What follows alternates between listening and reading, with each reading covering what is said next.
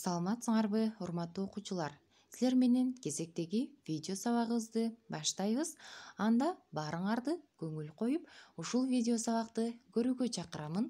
Бүгүнкү сабагыбыздын максаты санатооч боюнча алган билимиңерди бышыктайсыңар.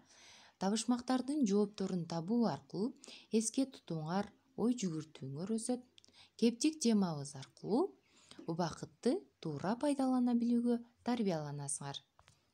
Бүгүнкү сабагыбыздын грамматикалык темасы санатооштун түрлөрүн кайталоо.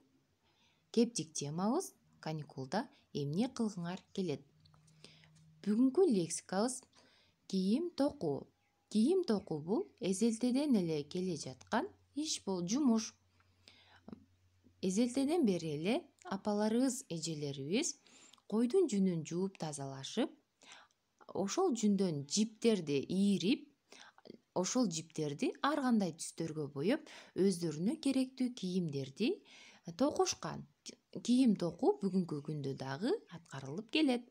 Курак куроо. Курак куроо бул кыргыз элинин байыркы кол өнөрчүлүктөрүнүн бири болуп саналат.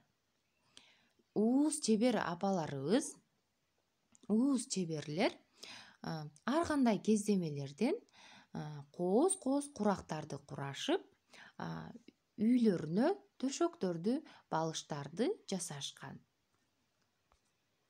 Бош убакыт. Кыларга эч нерсе жок болгон мезгил бул бош убакыт болуп саналат. Зеригүү. Зеригүү дагы бул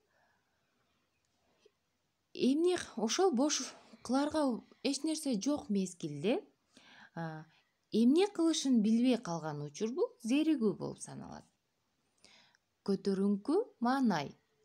Бул учур адам баласына биз кээде жакшы кабар уксак же жакшы иштер болсо, биздин маанайыбыз ачылып калат. Бул көтөрүңкү маанай болуп саналат. Маанай жок. Маанай жок учур биз кайсы бир күндөр жаман сөз уксак же жамандыкка кабылсак, же бир түйшүккө түшсөк, бул кыйналсак, маанай жок учурга туш келебиз. Маанайыбыз жок болуп калат. Ал эми, урматтуу окуучулар, мына жакынкы күндөрдө жайкы эс алууга чыгасыңар, бирок ошол убакытта текке кетирбей, пайдалуу иштерге жумшагыла демекчимин. Кыларга эч нерсе жок. Бош убакыт бул тоскоолдук эмес, чыгармачылык жөндөмдү арттырууга шарт түзгөн мүмкүнчүлүк болуп эсептелинет. Колдо бар убакыт жакшы түшүм бере турган жер сыяктуу чыгармачылык жөндөмүңдү өөрчүтүүгө шарт түзөт. Жайкы эс алуу убагында ар кандай нерселерге болгон кызыгууңарды арттыргыла, жаңы досторду тапкыла, жаңы нерселерди изилдегиле. Көп нерселерге кызыккан адамдар жалгыз болгондо дагы эч качан зерикпейт. Ар бир убактыңарды текке кетирбегиле. Урматтуу окуучулар, силер быйылкы каникулда эмне кылгыңар келет? 1 мүнөттүн ичинде каникулда эмнеге кызыкканыңар жөнүндө кыскача текст жазгыла, план түзгүлө. Ал эми бүгүнкү грамматикалык темабыз санатооштун түрлөрүн кайталоо. Биз мындан алдыңкы сабактарыбызда санатооштун түрлөрү боюнча таанышканбыз. Демек, ошол алган билимдерибиздин негизинде жалпы жыйынтыкка келсек, демек, сандар бизди убакытта, соода саттыкта, дүкөндө, тарыхта, математикада, диний тарбияда, кыргыз адабиятта коштоп жүрөт, химияда, койчу баардык турмуш тиричилигибизде бизди коштоп жүрөт. Ошол сандарды санатооч сөз түркүмү үйрөтөт дедик. Жана санатооч сөз түркүмү мааниси боюнча 6 топко бөлүнөт. Эсептик санатооч биринчи. Эсептик санатооштор заттын эсебин билдирип турат жана канча, нече деген суроолорго жооп берет. Мисалы, биринчи суроого жооп берип көрөлү. Комуздун канча кылы бар? Комуздун 3 кылы бар. Бул жердеги санатооч сөзү сары түс менен берилген.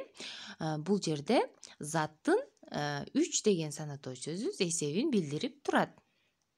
Экинчи иреттик санатооч. Бул заттын катарын, иретин билдирет дагы. Канчанчы, неченчи деген суроолорго жооп берет. Мисалы, силер канчанчы класста окуйсуңар? Биз 6-класста окуйбуз. Бул жерде дагы санатооч сөзү сары түс менен берилип турат. 6 деген эсептик санатоочубузга иреттик санатоочтун ынчы мүчөсү уланды дагы. 6 деген иреттик санатооч сөзүбүз пайда болду дагы. Заттын иретин катарын көрсөтүп турат. Ал эми 3 санатоочтун 3 түрү бул бөлчөк санатооч. Бөлчөк санатоочтор булар заттын санын майдалап бүтүн сан менен бөлүктүн өз ара катышын билдирет. Силер экранда көрүп турган 3-суроого жооп берип көрөлү. Мисалы, быйылкы окуу жылынын канча бөлүгүн мектепте окудуңар? Быйыл окуу жылында окууну 4/3 бөлүгүн мектепте окудук. Бул жердеги санатооч сөзүбүз сары түс менен берилген. 4/3 деген бөлчөк санатоочубуз. Өзүңөр билесиңер, бир жылда 4 чейрек бар, ошол 4/3 бөлүгүн деп бүтүндүн бир бөлүгүн көрсөтүп турат. Мектепте окудук деп бөлчөк санатоочубуз далилдеп турат. Ал эми санатоочтун андан кийинки түрү чамалама санатооч. Чамалама санатоочтор заттардын санын чамалап көрсөтүп турат. Мисалы, сенин үйүңдө канча китеп бар? Биздин үйдө 1000 китеп бар.